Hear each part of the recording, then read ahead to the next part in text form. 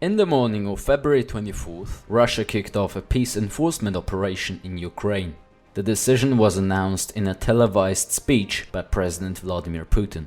He emphasized that the main goal is the demilitarization and denazification of Ukraine, as well as the protection of civilians from the Kiev regime. The Russian armed forces immediately conducted a massive strike with precision weapons on military and command infrastructure of the regime all across the country. The Ukrainian Navy, Air Force and Air Defense Forces were in fact put out of action within a few hours. Military facilities near major Ukrainian cities of Mariupol, Berdyansk, Zaporozhye, Dnepr, Kharkov, Sumy, Nikolaev, Kherson, Odessa, Zhytomyr, Lutsk, Ivano-Frankovsk and Chernigov have been destroyed.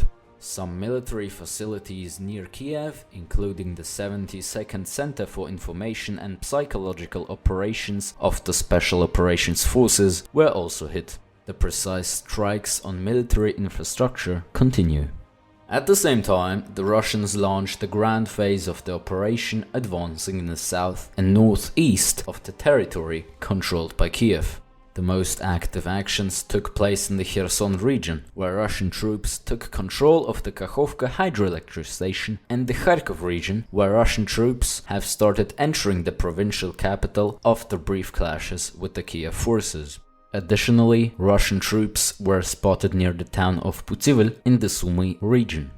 The Russian Defense Ministry reported that Ukrainian border guards didn't show any resistance and many members of the pro-Kiev formations have been laying down arms.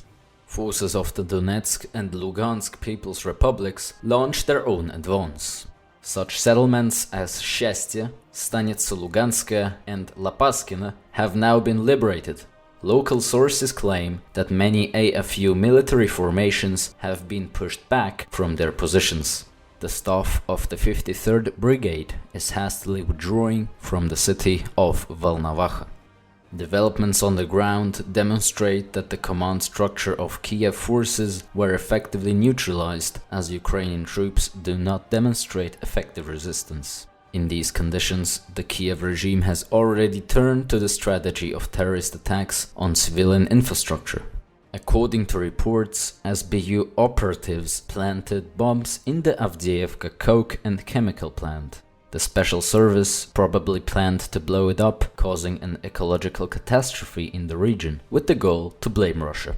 In turn, the Ukrainian Defense Ministry spreads its own version of reality. It denied almost any setbacks and claimed that it delivered a powerful blow to the Russians. At least 6 Russian warplanes and 2 helicopters were downed, according to these claims. The administration of President Zelensky shows little signs of understanding the reality. He claimed that he powerfully negotiates with the Western leaders to create an anti-Putin coalition. Kiev has broken diplomatic ties with Russia and has introduced martial law declaring mass mobilization. Nevertheless, it doesn't look like this move will really help. The Kiev regime is in its final days.